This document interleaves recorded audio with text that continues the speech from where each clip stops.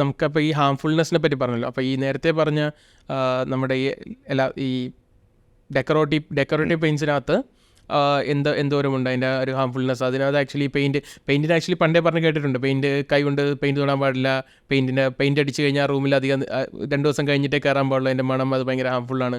അതൊക്കെ ആക്ച്വലി എത്രത്തോളം അതൊക്കെ ഒരു സത്യമാണോ?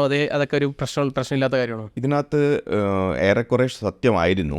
പക്ഷേ ഇപ്പം നോക്കുമ്പം പലപ്പോഴും അത് നമ്മുടെ ഈ കെമിക്കൽ മാനുഫാക്ചറേഴ്സ് ഞങ്ങൾ പർച്ചേസ് ചെയ്യുന്നവരോട് അത് പ്രൊഡക്റ്റ് പണ്ടത്തെ പോലെ തന്നെ ഈ ഹാംഫുൾ ഉള്ള സാധനങ്ങൾ ഇപ്പം ബാൻഡാണ് അതെല്ലാം. ഓക്കെ. അതുകൊണ്ട് അതെല്ലാം ഉള്ള പ്രൊഡക്റ്റ് നമ്മൾ യൂസ് ചെയ്യാറുമില്ല. അത് അവൈലബിളും അല്ല, പിന്നെ യൂസ് ചെയ്യാറുമില്ല അതിനെപ്പറ്റി. അപ്പം അതൊക്കെ നോക്കിക്കണ്ട് മാത്രമേ ഞങ്ങൾ മേടിക്കത്തുള്ളൂ. ഇപ്പം അതുകൊണ്ട് ഏറെക്കുറെ പറയുന്നത് ഇപ്പം എൻട്രി പ്രൊഡക്റ്റിലേക്ക് പോവുകയാണെങ്കിൽ ഇപ്പം ഈ ഡിസ്റ്റംബർ അല്ലെങ്കിൽ പിന്നെ ലോവർ ക്വാളിറ്റി പ്രൊഡക്റ്റിലേക്ക് പോവുകയാണെങ്കിൽ അതിൻ്റെ pH ഒക്കെ മെയിൻറ്റെയിൻ ചെയ്യാൻ വേണ്ടി ഞങ്ങൾ യൂസ് ചെയ്യുന്നത് അമോണിയ ഒക്കെ ആയിരിക്കും. പക്ഷേ ഹയർ ക്വാളിറ്റി പ്രൊഡക്റ്റിലേക്ക് പോകുമ്പോൾ അമോണിയ യൂസ് ചെയ്യത്തില്ല. അങ്ങനെ ആകുമ്പം ഇപ്പം ഒരു സഫോക്കേഷൻ പ്രോബ്ലം ഇപ്പം ലോവർ ക്വാളിറ്റി പ്രൊഡക്റ്റ് ചെയ്യുമ്പം അവർക്ക് ഫീൽ ചെയ്യും. പക്ഷേ ഹയറിലേക്ക് പോയി കഴിഞ്ഞാൽ ഞങ്ങൾ അതിന് മെയിൻറ്റെയിൻ ചെയ്യാൻ നോക്കും, അങ്ങനത്തെ ഒരു സാധനങ്ങൾ യൂസ് ചെയ്യാത്ത രീതിയിൽ. അപ്പം ഈ ഹയർ എന്ന് പറഞ്ഞു, അപ്പം ഇത് ആക്ച്വലി എന്ത് ലെവൽ വരുന്നുണ്ട്? ഇപ്പോൾ ഏറ്റവും സ്റ്റാർട്ടിങ് ആൻഡ് അഫോർഡബിൾ ഡിസ്റ്റംബേഴ്സ് ആണെന്ന് പറഞ്ഞു, അതിനുശേഷം എമൽഷൻസ് അല്ലെങ്കിൽ എമൽഷൻസിന് മുകളിൽ എന്തെങ്കിലും ഉണ്ടോ? ഇപ്പം ഇമൽഷൻ ഇൻഡെക്സ് എന്ന് വെച്ചാൽ ഡിസ്റ്റംബറാണ് ഏറ്റവും എൻട്രി പ്രൊഡക്റ്റ് ഇൻറ്റീരിയർ ഇമൽഷനകത്ത്. പിന്നെയുള്ള പ്രൊഡക്റ്റ് എന്ന് പറഞ്ഞാൽ ഇപ്പം ഏഷ്യൻ പെയിൻറ്റ്സിൻ്റെ വെച്ച് നോക്കുവാണെങ്കിൽ അവർക്ക് 4 കാറ്റഗറി പ്രൊഡക്ട്സ് ഉണ്ട്. അതുപോലെ തന്നെ നമുക്കും അതേ 4 കാറ്റഗറി പ്രൊഡക്ട്സ് ഉണ്ട്. ഇപ്പം റേഞ്ച് പറയുകയാണെങ്കിൽ ഡിസ്റ്റംബേഴ്സ് ഒക്കെ ഏകദേശം 600, 700, 800 റുപ്പീസ് 20 kg പാക്കറ്റ്സ് ആയിരിക്കും പോകുന്നത്. അത് പൗഡറാണോ? അല്ലല്ല, ലിക്വിഡ് ഫോമിലായിരിക്കും. അതുപോലെ തന്നെ നമുക്കും അതേ എൻട്രി പ്രൊഡക്ട്സ് ഉണ്ട്, പിന്നെ മിഡ് റേഞ്ച് പ്രൊഡക്ട്സ് ഉണ്ട്, ഹയർ റേഞ്ച് പ്രൊഡക്ട്സ് ഉണ്ട്, പിന്നെ ഇലാസ്റ്റോമറിക് ടൈപ്പ് എക്സ്റ്റീരിയർ ആൻഡ് ഇൻറ്റീരിയർ ഇമൽഷൻസ് ഉണ്ട്. ഓക്കെ. ഈ 4 കാറ്റഗറി ഏതൊക്കെയാണ് പറഞ്ഞത്? ഇപ്പം ഡിസ്റ്റംബർ എൻട്രി പ്രൊഡക്റ്റ് ആയി, അതൊക്കെ നോർത്ത് ഇന്ത്യയിൽ കൂടുതൽ യൂസ് വരുന്നത്. ഓക്കെ. ഇപ്പോഴും നോർത്ത് ഇന്ത്യയിൽ അത് യൂസ് ചെയ്യുന്നുണ്ട്? ഇപ്പോഴും നോർത്ത് ഇന്ത്യ യൂസ് ചെയ്യുന്നുണ്ട്. ഓക്കെ. അതിനകത്തും അതേ ഡിസ്റ്റംബേഴ്സ് ഇപ്പം ഏഷ്യൻ പെയിൻറ്റ്സും ഡിസ്റ്റംബർ ഉണ്ടാക്കുന്നതിനകത്ത് പൗച്ച് പാക്കിംഗ് ഉണ്ട്. ഞങ്ങൾക്കും പൗച്ച് പാക്കിംഗ് ഉണ്ട് അവിടെ. ഓക്കെ. എന്നില്ല അത് ഗ്രാമങ്ങളിൽ ഓരോ കിലോയുടെ വൈറ്റും കളർഫുൾ ആയിട്ടുള്ള പ്രൊഡക്ട്സ് അവരതിനെ ചൂടുവെള്ളത്തിനകത്ത് മിക്സ് ചെയ്തിട്ട് വീട്ടിലടിക്കാൻ വേണ്ടി യൂസ് ചെയ്യുന്നുണ്ട്, ഇപ്പോഴും യൂസ് ചെയ്യുന്നുണ്ട്. അതും പഴയ നമ്മുടെ എന്താ ചുണ്ണാമ്പ് പൂശു അങ്ങനെ എന്തല്ലേ പറയുന്നത്? ചുണ്ണാമ്പ് പൂശുന്ന പോലെ തന്നെ അതിന് 2-3 പാക്കറ്റ്സ് മേടിച്ചിട്ട് അവരവരുടെ ഒരു വീടിന് ഒരു റൂമിനെ ചെയ്യും. അതുകൊണ്ട് ഓക്കെ. അടുത്ത കാറ്റഗറി ഏതാ? ഡിസ്റ്റംബേഴ്സ്. അത് കഴിഞ്ഞിട്ടുള്ള ഇൻറ്റീരിയർ ഇമൽഷൻ ഇപ്പം നമ്മൾ സംസാരിച്ച അതെ ഇനീഷ്യൽ കാറ്റഗറി. എന്നുവെച്ചാൽ അതിനകത്ത് ഈ ഡിസ്റ്റംബറിനേക്കാളും കുറച്ച് ബെറ്റർ ആയിരിക്കും. ഇപ്പോൾ ട്രാക്ടർ ഇമൽഷൻ എന്നൊക്കെ പറഞ്ഞ് കേട്ടിട്ടില്ലേ ഏഷ്യൻ പെയിൻറ്റ്സിൻ്റെ? അതൊക്കെയാണ് എൻട്രി പ്രൊഡക്ട്സ്. അതുപോലെ ഞങ്ങൾക്കും നിയോ ടച്ച് എന്ന് പറഞ്ഞ പ്രൊഡക്റ്റ് റേഞ്ച് ഉണ്ട്. അതെന്താണ്? അത് ഇമൽഷൻ തന്നെ എൻട്രി പ്രൊഡക്റ്റ്. ഇമൽഷൻ്റെ എൻട്രി പ്രൊഡക്റ്റ് ആണ് നിയോ ടച്ച് എന്ന് പറഞ്ഞാൽ ഞങ്ങളുടെ product range. Okay. That means ഡിസ്റ്റംബറിനേക്കാളും ബെറ്റർ ആണ്, പക്ഷേ ഇമൽഷൻ്റെ കാറ്റഗറി വരുന്നതാണ്. ഓക്കെ, മനസ്സിലായി. അടുത്തത് മിഡ് ലെവൽ സെഗ്മെൻറ്റ്. അതൊക്കെ ഞങ്ങളുടെ കാറ്റഗറി വരുന്നത് സിൽക്ക് ടച്ച് എന്ന് പറയും. സിൽക്ക് ടച്ച് അത് എക്സ്റ്റീരിയർ ഇമൽഷൻ. ഇൻറ്റീരിയർ ഇമൽഷൻ്റെ 4 കാറ്റഗറി ആയാൽ പറഞ്ഞേ.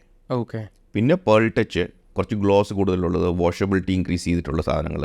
ഇപ്പോൾ പിള്ളേരൊക്കെ ഭിത്തിയിൽ വരച്ചിട്ടുണ്ടെങ്കിൽ പോലും അതിനെ വാഷ് ചെയ്യാൻ പറ്റും, അങ്ങനത്തെ ഉള്ളത്. പിന്നെ അതിൻ്റെ മുകളിലുള്ള റോയൽ ടച്ച്. അതിനകത്ത് 100% washable paint, water proofing nature, അതെല്ലാം. ഈ ഫസ്റ്റ് പറഞ്ഞ കാറ്റഗറി ഡിസ്റ്റംബറും ഈ ലാസ്റ്റ് പറഞ്ഞ റോയൽ ടെക്കും അത് തമ്മിൽ ആക്ച്വലി പ്രൈസ് ഡിഫറൻസ് എത്രയുണ്ട്? ഭയങ്കര പ്രൈസ് ഡിഫറൻസ് ആണ്. ഇപ്പം ഒരു 800 റേഞ്ചിലാണ് ഡിസ്റ്റംബർ 20 കിലോ കിട്ടുന്നതെങ്കിൽ റോയൽ ടച്ച് കിട്ടുന്ന 8000 റുപ്പീസിൻ്റെ റേഞ്ച്. 10 ഇരട്ടിയോളം വ്യത്യാസമുണ്ട് വിലയ്ക്ക്. ഓക്കെ. അടുത്ത കാറ്റഗറി എന്താണ്? ഇന്റീരിയർ കഴിഞ്ഞിട്ട് എക്സ്റ്റീരിയർ ഇമൽഷൻസ്. എക്സ്റ്റീരിയർ ഇമൽഷനകത്തും അതെ. ഇപ്പം പണ്ട് നമ്മൾ എക്സ്റ്റീരിയർ ഇമൽഷൻസ് ആണ് നമ്മൾ വീടിന് പുറത്തടിക്കുന്ന പെയിൻറ്റ് അടിക്കുന്നത്. അതെ. ഓക്കെ. പണ്ടൊക്കെ നമ്മൾ സ്നോസം അടിക്കുമായിരുന്നു, സിമെൻറ്റ് പെയിൻറ്റ്. അത് നോർത്ത് ഇന്ത്യയിൽ ഇപ്പോഴും ഉണ്ട്, പക്ഷെ കുറഞ്ഞു.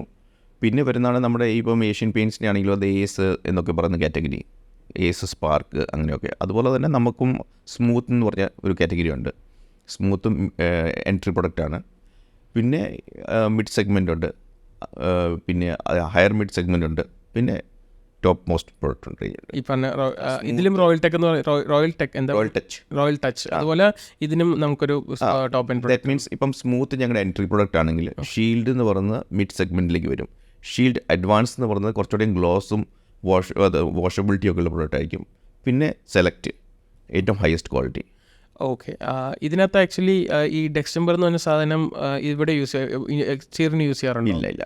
ഇൻറ്റീരിയർ പ്രൊഡക്റ്റ് ഒരിക്കലും നമ്മൾ എക്സ്റ്റീരിയറിനകത്ത് റെക്കമെൻഡ് ചെയ്യത്തില്ല. അത് പ്രശ്നമാണ്. ഐ മീൻ എന്താണ്? ബിക്കോസ് എന്താ വെച്ചാൽ എക്സ്റ്റീരിയറിനകത്ത് ഈ പായലും പൂപ്പലും വരാതിരിക്കാനുള്ള അഡിറ്റീവ്സ് കാര്യങ്ങൾ നമ്മൾ ഇടാറുണ്ട്. അത് നമ്മൾ പുറത്ത് അടിക്കുമ്പം ഇൻറ്റീരിയർ മെഷീൻ പുറത്തടിക്കുമ്പോൾ തീർച്ചയായിട്ടും അതെ അത് സംഭവമെല്ലാം വരും.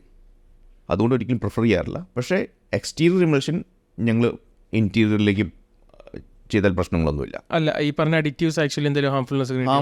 ഇല്ല, അങ്ങനെ വലിയ ഹാംഫുൾ സംഭവമില്ല. അതെല്ലാം നമ്മൾ പെർമിഷബിൾ ലെവലിലുള്ളത് തന്നെയാണ് നമ്മൾ യൂസ് ചെയ്യുന്നത്. അതിൻ്റെ ലിമിറ്റിന് കൂടുതൽ നമ്മൾ യൂസ് ചെയ്യാറില്ല. ഓക്കെ, മനസ്സിലായി. അപ്പം മലയാളികൾ കൂടുതലും പ്രീമിയം ആണ് പ്രിഫർ ചെയ്യുന്നതെന്നാണ് ഇത്തരം മൊത്തം പറയുന്നത്, മനസ്സിലായത്? അതെ, മലയാളികൾ ആക്ച്വലി യൂസ് ചെയ്യുന്നതിൽ എക്സ്റ്റീരിയർ മെഷീനാണ് കൂടുതലും ഇൻറ്റീരിയർ യൂസ് ചെയ്യുന്നത്. എക്സ്റ്റീരിയർ മെഷീനാണ് ഇൻറ്റീരിയർ യൂസ് ചെയ്യുന്നത്? അതെ. ഓക്കെ, അത് ആക്ച്വലി ഒരു എന്താ പറയുക, അതിനെപ്പറ്റി അറിയാത്തത് കൊണ്ടാണോ അത് അറിഞ്ഞുകൊണ്ട് തന്നെയാണോ അങ്ങനെ?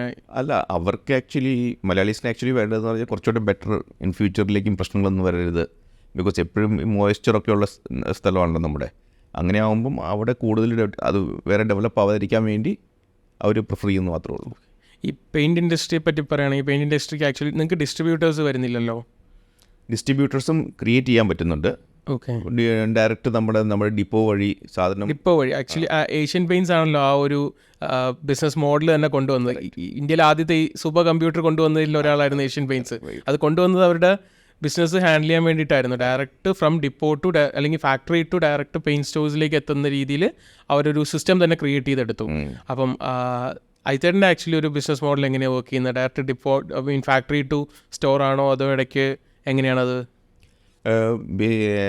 എന്നു ചോദിച്ചാൽ നമ്മുടെ ഈ പെയിൻറ്റ് മാത്രമേ ഉള്ളൂ ഡയറക്റ്റ് മാനുഫാക്ചറിങ് ചെയ്യുന്ന ആൾ തന്നെ ഡയറക്റ്റ് കടയിലേക്ക് കൊണ്ട് കൊടുക്കുന്നത്. വേറൊരു പ്രൊഡക്റ്റും ഇല്ല. ബാക്കി എല്ലാത്തിനും CNF ഉണ്ട്, ബാക്കി ഡിസ്ട്രിബ്യൂട്ടേഴ്സ് ഉണ്ട്, അങ്ങനെ എല്ലാ കാറ്റഗറിയും ഉണ്ട്.